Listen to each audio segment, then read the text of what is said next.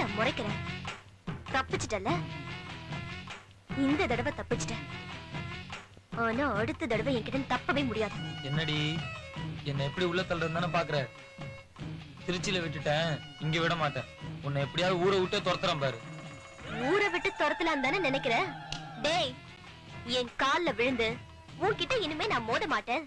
என்ன விட்டுடு விஜின்னு உன்னை சொல்ல வைக்கிற பாருடா. இவள இப்படியே விட்டா சரியா வர மாட்டா. எங்க காணோம்? என்னடா பயந்து ஓடிட்டியா?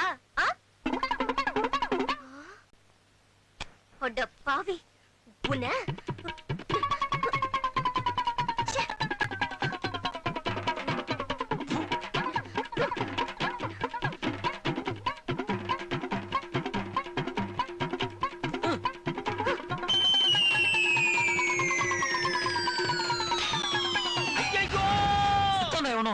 ஐயோ. இதுவரை நமது ஆண்டு விழாவை எப்படி சிறப்பாக கொண்டாடுவது என்பதை பற்றி பேசி வந்தோம். இனி நேற்று இரவு நமது அபார்ட்மெண்ட் வளாகத்தில் நடந்த ஒரு பயங்கரவாத சம்பவத்தை பற்றி விவாதிக்க போகிறோம். நம்முடைய association president mister Madan sir நமக்காக எவ்வளவோ உழைத்திருக்கிறார். இப்பேற்பட்ட நம் தானே தலைவரை நேற்றிரவு 11 மணி அளவில் நமது அபார்ட்மெண்ட் வளாகத்தில் யாரோ ஒரு சமூக விரோதி தீய சக்தி பயங்கரமான ஆயுதத்தால் தாக்கியிருக்கிறான். அந்த ஆயுதத்தை இங்கு வந்திருக்கும் எனது நண்பர் கைரேகை நிபுணர் திரு லோகர்களின் உதவியுடன் அந்த கைரேகையை வைத்து உங்களையும் என்னையும் காப்பாற்றிக் கொள்ள மதன் சாரை அந்த பயங்கரமான ஆயுதத்தை காட்டும்படி வேண்டி விரும்பி கேட்டுக்கொள்கிறேன். காட்டுங்க சார், காட்டுங்க. வெளியில எடுத்து மக்களுக்கு காட்டுங்க சார். என்னையா இது? பாத்து, இதுதானே தலையை தாக்குற பயங்கர ஆயுதம். இதை வச்சு குத்தாலே கண்டுபிடி. என்னையா கல்கண்டு மாதிரி இருக்கு? தலையா தண்டாளமையா இது?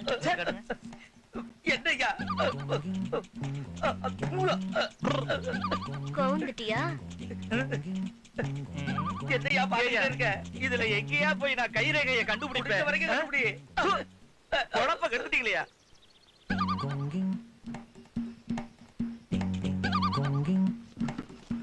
கல்கண்டு மாதிரி இருக்கிறது ஒட்ட வச்சா கைரேகை கிடைக்காதோ? ஏன் மூச்சு வாங்குது? உன்னை நம்பி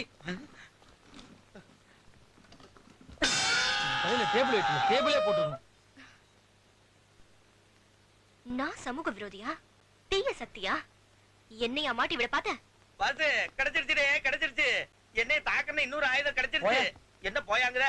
எவ்வளவு கவனமா கொண்டு வந்துருங்க. இந்த பாரு, பாத்தியா? இதை வச்சு குத்தோலையா கண்டுபிடிச்சு போடலாம்ல? ஆஹா, நமக்கே ரிவர்ஸ் ஆயிடுச்சேடா. சமாளிச்சிட வேண்டியதான். கைரேகை வச்சு பிடிச்சலாம்னு நினைக்கிறியா? அது எல்லாமே உன்னை காலி பண்றேன். கண்டுபிடிச்சிடலாம் சார்.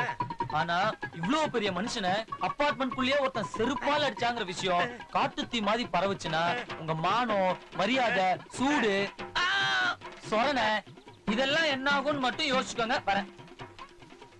அப்படிங்கிற? வாங்குறேன். காலிடம் அவனே.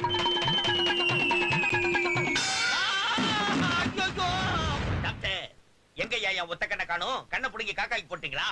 சங்கால் அடிச்சவன போய் கேளு.